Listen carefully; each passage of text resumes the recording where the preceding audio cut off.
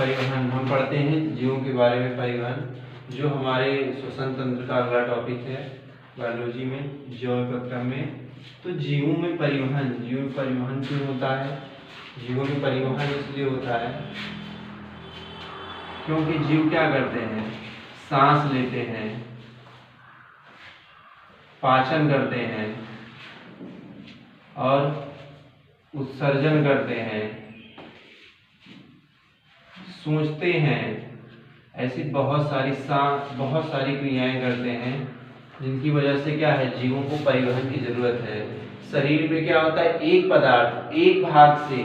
शरीर में एक पदार्थ एक भाग से अवशोषित होकर के दूसरे भाग तक जाता है,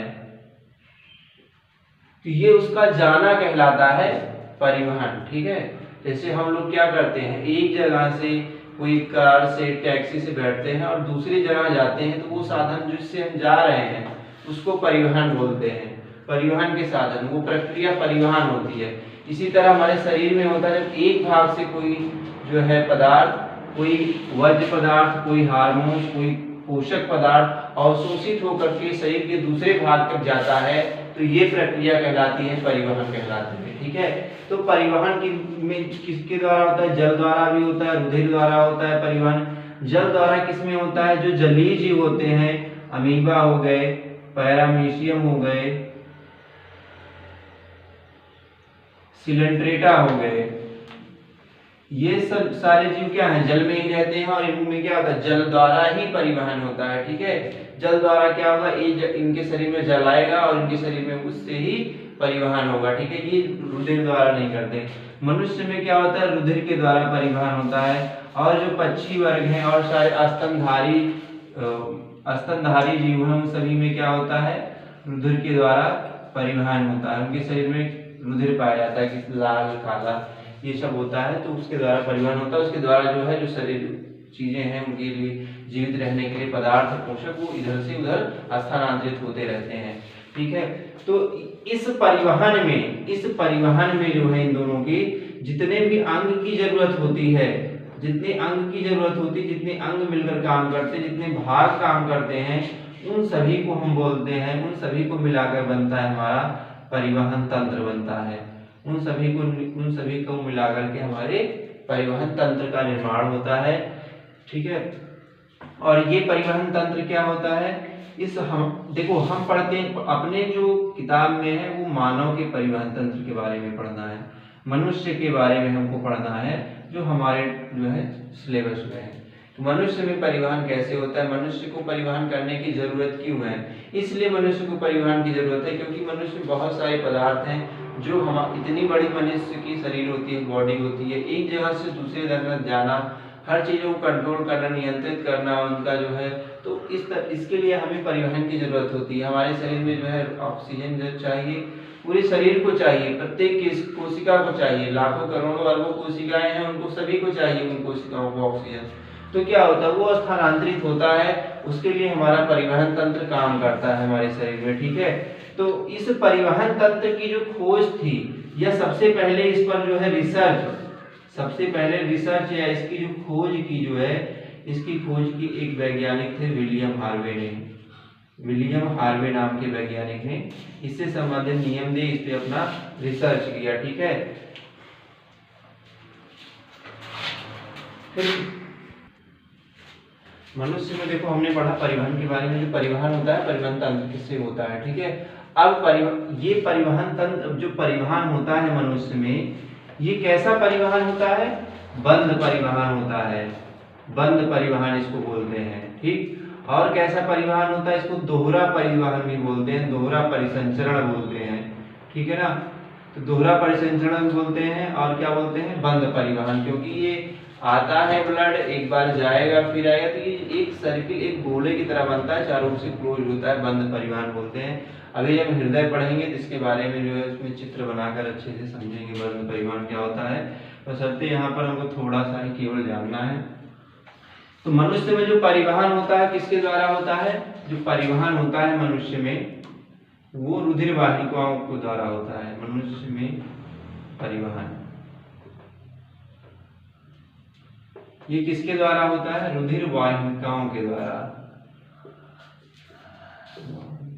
रुधिर वाहिनियों द्वारा। और रुधिर वाहिनियों का जो जाल है हमारे शरीर में पूरे फैला हुआ है, ठीक है। तो और इस रुधिर वाहिनियों में क्या होता है? 3 चीजें आती हैं जो हमारे परिवहन में रुधिर की मदद करती हैं। तो पहला जो है वो है धमनियां, दूसरा है शिराएं, और तीसरा है कैपिलरीज। ये क्या करती हैं? 3 के तीनों हमारे जो है परिवहन में मदद करती हैं। तो जो धमनियां होती हैं ये क्या करती हैं? ये अशुद्ध रक्त को, ये शुद्ध रक्त जो O2, जिस रक्त में ऑक्सीजन मिला होता है उसे हम क्या बोलते हैं? शुद्ध रक्त बोलते हैं। और क्या बोलते हैं उसको? ऑक्सीजनित रुधिर बोलते हैं।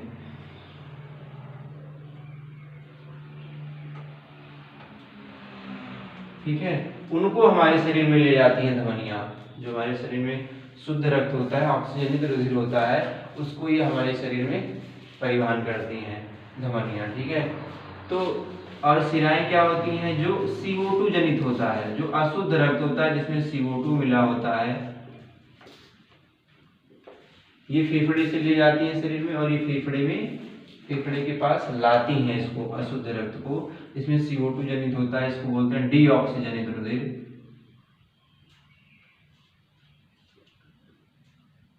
इसको जो है ये लेकर आती हैं शिराएं। और देखो जो धमनियों में एक होता है पल्मोनरी धमनी, और एक होता है पल्मोनरी शिराएं। अगर पल्मोनरी शब्द लग जाए कहीं तो काम उल्टा हो जाता है, मतलब इस धमनी से होकर के अशुद्ध रक्त जो है जाता है, और पल्मोनरी शिरा से जो होकर के शुद्ध रक्त प्रवाहित होता है, ठीक है। तो ये धमनियां क्या होती हैं? ये धमनियां हमारे हार्ट के साथ, हमारे हृदय के साथ जो है, और ये शिराएं उसी के साथ जुड़ी होती हैं, वहां से लेकर फेफड़े में, और उनका क्या करती हैं? अशुद्ध रक्त का और ये शुद्ध रक्त का परिवहन करती हैं शरीर में। हमने बताया था जो हमारा हार्ट होता है वो ऐसे करके कुछ ऐसे जो है हमारा जो है फेफड़ा होता है ना। तो हमने बताया था जो इधर वाला फेफड़ा होता है ये कुछ छोटा होता है, बायां वाला और थोड़ा उठा होता है, इसलिए क्योंकि इसकी इसी निचले सतह पर जो है पाया जाता है, ये हार्ट पाया जाता है। और ये हार्ट क्या करता है? रक्त को पंप करता है। हमारे शरीर में परिवहन के लिए क्या चाहिए? हमको दाब चाहिए। हमको क्या चाहिए? एक दाब चाहिए शरीर में परिवहन के लिए। तो वो दाब कौन देता है हमारे शरीर में? हृदय देता है। हृदय क्या करता है? हमारे रक्त को पंप करता है, दाब लगाता है उस पर, जिससे वो रक्त क्या होता है? पूरे शरीर में हमारे फैल जाता है हर कोशिकाओं के थ्रू। और जो ये कैपिलरीज होती हैं, ये कैपिलरीज भी क्या है? एक प्रकार की वाहिनियां हैं। और ये क्या करती हैं कैपिलरीज? ये हमारे रुधिर को मांसपेशियों में ले जाती हैं, मांसपेशियों से शरीर में ले जाती हैं। ये मांसपेशियों से शरीर में ले जाती हैं,